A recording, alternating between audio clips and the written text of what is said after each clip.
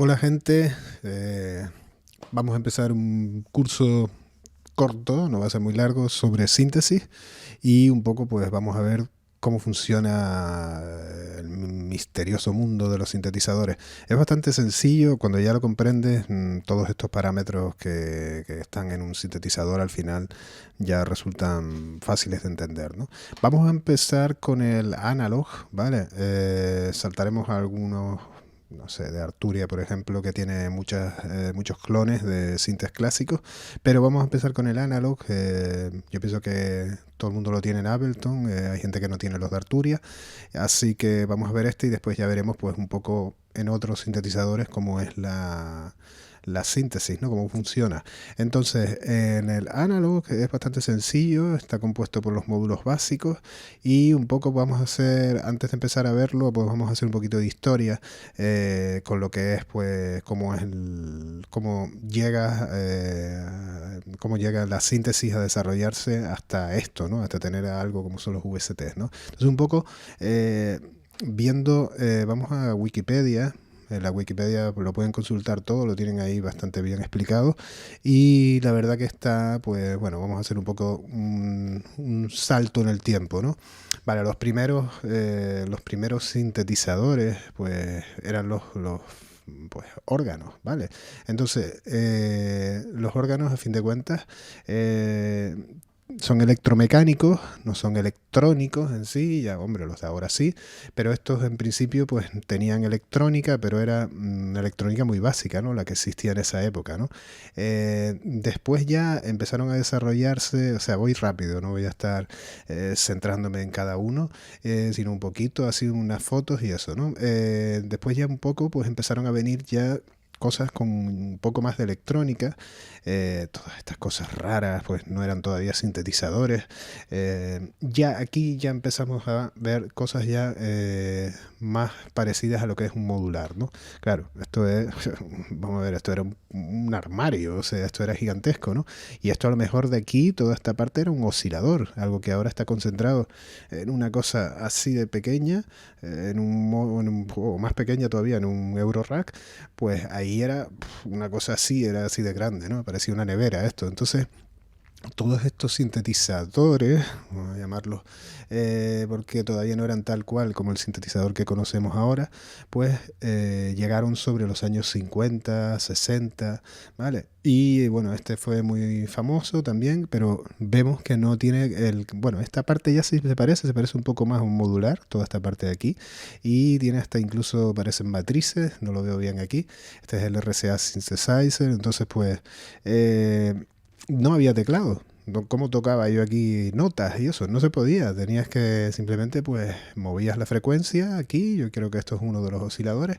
Y ya simplemente, pues, ibas buscando, pero claro, no eran musicales, eran simplemente como para hacer efectos y eso para lo que se usaban, ¿no? Para las películas, yo qué sé, por un ejemplo, de estas películas de ciencia ficción, de serie B, o por ejemplo de los pájaros de Hitchcock. Los pájaros son sintetizadores, ¿no? Son simplemente sonidos hechos con sintetizadores, con módulos, ¿no? Digamos, electrónicamente. Vale, y después ya llega lo más conocido, ¿no? Que son los sintetizadores Moog. En principio los usaron los Beatles, los Rolling, las bandas de, bueno, ya de bandas de música electrónica como Tangerine Dream o ya artistas, Klaus Schulze, Vangelis, bueno, etcétera, etcétera, ¿no?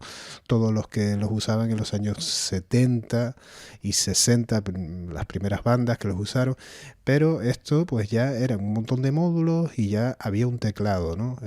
A Robert Moog se le ocurrió la idea de conectar un teclado de piano que cuando tocaras una nota emitiera un voltaje que era recibido por los osciladores y ese voltaje era interpretado o sea, subía el pitch, subía a un volumen no, sino a una posición exacta que coincidía pues con un do, con un re, con un fa de la primera octava, segunda octava, tercera. Entonces, así es como funciona esto, ¿no? Yo toco aquí, se produce un voltaje, el cable que va de aquí a aquí conecta con el VCO, con el oscilador, y se produce un voltaje determinado que es una nota determinada, ¿vale? Esto era muy grande y costoso. Entonces Moog se le ocurrió la idea de decir, vale, me quedo con lo básico. Cogió y redujo esto a el Minimoog, que creo que lo vieron al principio aquí. Vale, entonces este fue digamos, el primer éxito, ¿no? Del sintetizador. ¿Por qué? Porque aquel costaba un ojo de la cara y este, bueno, tampoco era barato, pero ya era asequible, ya una banda se lo podía permitir. Una pequeña banda ya podía tener este sintetizador, aparte de lo chiquitito que era, te lo metías debajo de un brazo y te lo llevabas, ¿no? Llevar el monstruo aquel, pues no era lo mismo que llevar ese pequeño. Entonces ya después, con esa idea, otra cosa es que venía ya todo precableado, porque aquí en un modular tú tienes que poner todos los cables y si no, no suena. Y en un Minimoog, por ejemplo, ya viene todo. A ver, lo tenemos aquí. Aquí ya no hay que hacer nada. O sea, simplemente tú tocas y simplemente mueves perillas y botones. Pero tú no tienes jacks, por ejemplo. Este sí, porque es para oír los cascos, pero tú no tienes que estar conectando nada. Ya está todo internamente conectado. Ventajas y desventajas, porque también las tiene. En un modular yo puedo hacer muchos más sonidos gracias a esa posibilidad, y en un sintetizador así está todo hecho, pero también tiene su propia estructura que le da ese sonido característico, ¿no? Los Minimoog, pues todo el mundo yo creo que ya los conoce, ¿no? Habrá oído hablar de ellos.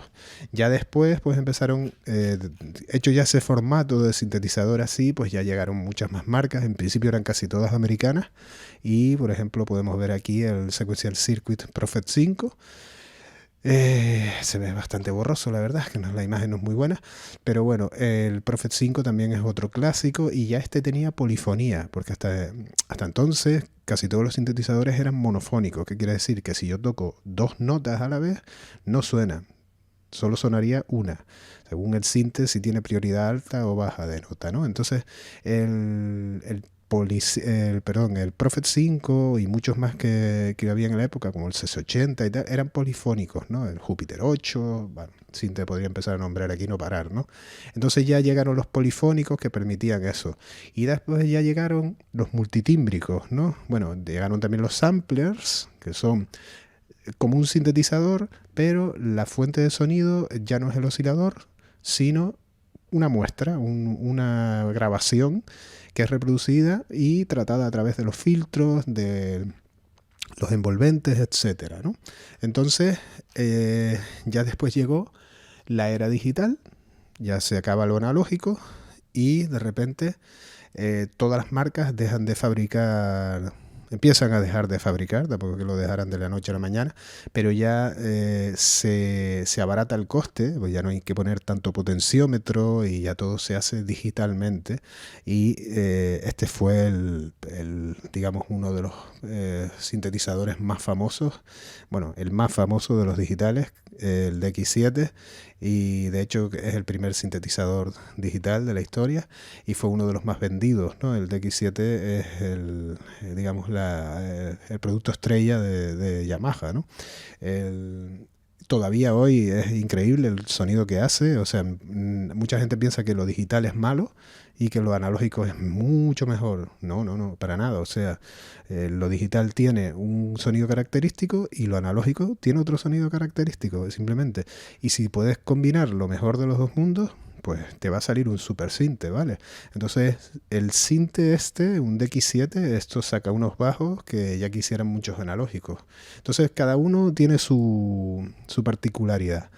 Estamos hablando aquí ya de 1983 y claro, el tema es que a partir de esa época, pues de repente pues todo lo analógico deja de fabricarse y ya se vuelcan todos con los teclados digitales y llega un momento que ya casi no hay analógicos, ¿no? Entonces, a finales de los 80 por ahí, con el tema del house, techno y todo, cuando empieza a surgir otra vez el techno de baile y todo así un poco ya el trance, todos estos estilos, pues claro, ya el tener analógicos es bueno otra vez, aparte porque están baratos, porque los venden en cualquier lado, en tiendas de segunda mano, tirados de precio, o incluso hasta te los regalan. En esa época, pues nadie los valora. Entonces, pues, digamos, todos estos grupos, tipo Orbital, o yo qué sé, todos estos grupos así, o no sé, Jeff Mills o toda esta gente, ¿no? Se empiezan a hacer con cajas de ritmos analógicas y vuelve otra vez en la fiebre de lo analógico, ¿no? Entonces ya empiezan a salir híbridos por esa época que combinan parte digital, que ya también habían salido en los 80, ¿no? Como el JX8P y muchos sintes, pero ya se combinan los híbridos que traen pues partes, en todo caso este ni siquiera es híbrido, este es un virtual analog que es digital pero con controles analógicos y entonces pues el sonido es malo, volvemos a lo mismo. No, no es malo, tiene un sonidazo increíble. Pero es que es digital, da igual, o sea, la cosa es el sonido que tú hagas, ¿sabes? Si es digital o analógico, se va a dar igual. Entonces, un poco, pues, ya después, pues con el tema de la vuelta a lo analógico, llegamos ya al mundo actual, ¿no? Y bueno, hoy en día, pues hay una oferta de sintetizadores más amplia que la que hubo en su día cuando la fiebre analógica, ¿no? Ahora mismo yo creo que hay más fiebre analógica que antes. Y bueno, ya después pues ya nos damos los saltos a, bueno, aquí ya yo creo que poco hay que ver, ya nos damos los saltos pues a todo esto ya, ¿no? Y llegamos a las Digital Audio Workstation como Cubase, Logic y todo eso que de repente bueno, Steinberg fue la primera que hizo los VST y esa tecnología de VST, la Virtual Studio Technology, es la que hace que empiecen a fabricarse clones de los sintetizadores hardware físicos, pero en software, con lo que tú tienes un programa anfitrión, como puede ser Ableton, Cubase, cualquiera, y después te instalas un pequeño programa y ese programita lo puedes abrir dentro de tu software y como por ejemplo esto, ¿no? Este ya lo trae de fábrica, ¿no? Esto es un software, o sea, un plugin que tiene el propio programa, ¿no? Y esto es un sintetizador. Y es por ejemplo, este sintetizador, vale, no es un Minimoog, no es igual o lo que sea, pero vas a tener sonidazos aquí también. Vas a poder hacer grandes sonidos con estos sintes. Es polifónico, puede ser un sintetizador brutal, ¿vale? Este es muy bueno, por ejemplo, el analog. Y lo que hace este, pues simplemente emula una síntesis analógica, ¿vale? Entonces, un poco es la historia de cómo llegas al sintetizador actual o un virtual como el que tenemos ahora en pantalla, ¿no? Vale, pues básicamente esa es la historia de un poco de los sintetizadores. Vale, en el siguiente vídeo vamos a ver cómo funciona el oscilador. Vamos a empezar con los módulos, vamos a hacer un breve recorrido por todos los módulos, ¿vale? Venga, hasta el siguiente vídeo.